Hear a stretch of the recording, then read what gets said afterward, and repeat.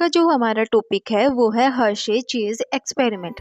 Hershey Chase experiment was conducted in 1952 by Alfred Hershey and Martha Chase that identified DNA to be the genetic material of phage.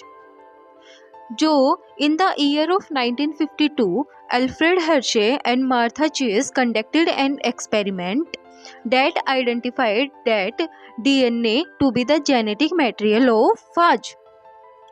A phage is a virus that infect bacteria. मतलब जो फाज है वो एक virus है जो infect करता है bacteria को। It consists of a protein coat that enclosed a double-stranded DNA. जो फाज है उसके पास एक प्रोटीन कोट प्रेजेंट होती है जिसके अंदर डबल स्टैंडर्ड DNA बंद होता है।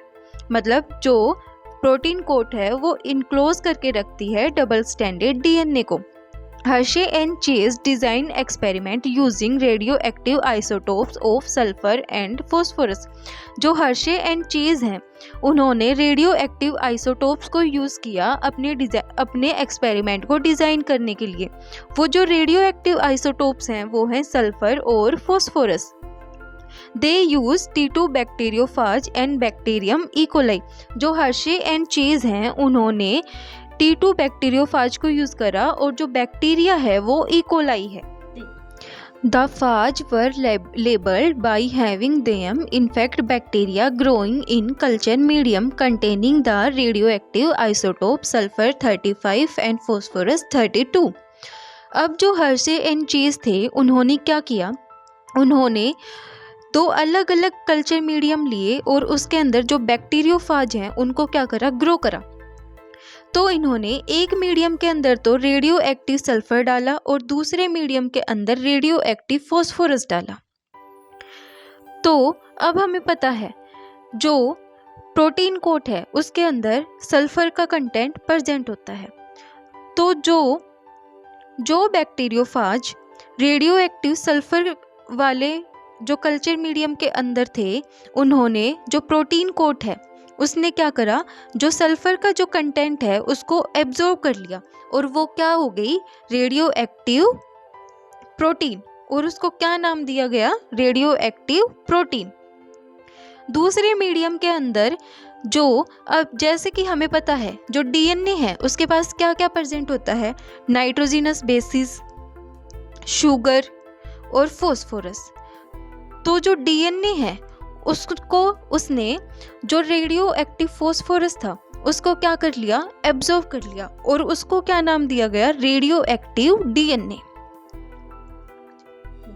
जो हर्शे और चेज एक्सपेरिमेंट है वो 3 स्टेप्स के अंदर कंप्लीट होता है। सबसे पहले इन्फेक्शन, सेकंड ब्लेंडिंग और थर्ड सेंट्रीफ्यूगेशन।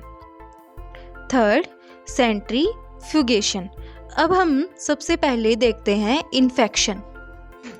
इन्फेक्शन में क्या हुआ, मतलब जो फर्स्ट स्टेप है वो है इन्फेक्शन। तो इन्फेक्शन में क्या हुआ, जो फाज है वो आके अटैच हो गया बैक्टीरिया की सरफेस के ऊपर। जो बैक्टीरिया हम यूज़ कर रहे हैं वो है इकोलाई, और जो फाज है उसने जो अपना जेनेटिक मटेरियल इंजेक्ट कर दिया बैक्टीरिया के अंदर।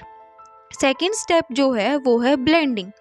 अब क्या हुआ, मतलब जो बैक्टीरिया है, मतलब जो फाज है उसने अपना जेनेटिक मटेरियल इंजेक्ट कर दिया फाज जो बैक्टीरिया के अंदर, इकोलाई के अंदर। तो अब हमें इन जो फाजिज हैं इनकी ज़रूरत नहीं है, तो हमने ब्लेंडिंग के स्टेप में जो फाज हैं उनको अलग कर दिया बैक्टीरिया से। अब जो थर्ड स्टेप है वो है सेंट्रीफ्यूगेशन। सेंट्रीफ्यूगेशन में हमने क्या करी, स्पिनिंग करी। तो जो स्पिनिंग में क्या बने, पैलेट और सुपरनेटेंट बने। तो जो मतलब हाई मोलिकुलर वेट के जो कंपाउंड्स या फिर जो मॉलिक्यूल्स थे वो तो क्या हो गए, नीचे सेटल डाउन हो गए। मतलब जो पैलेट है वो तो नीचे सेटल डाउन हो गई और जो सुपरनेटेंट है वो क्या रह गए, ऊपर की साइड प्रेजेंट रह गए। तो इसमें हमने क्या देखा, जो मतलब इसके अंदर no radio active sulphur 35 detected in cell, radio active S35 detected in supernatant, और इसके अंदर हमने क्या देखा, जो फॉस्फोरस 32 है वो डिटेक्ट हुआ सेल्स के अंदर, और जो फॉस्फोरस 32 है वो जो डिटेक्ट नहीं हुआ सुपरनेटेंट के अंदर। आज का हमारा टॉपिक इतना ही था। वीडियो पसंद आए तो लाइक शेयर एंड सब्सक्राइब जरूर करना।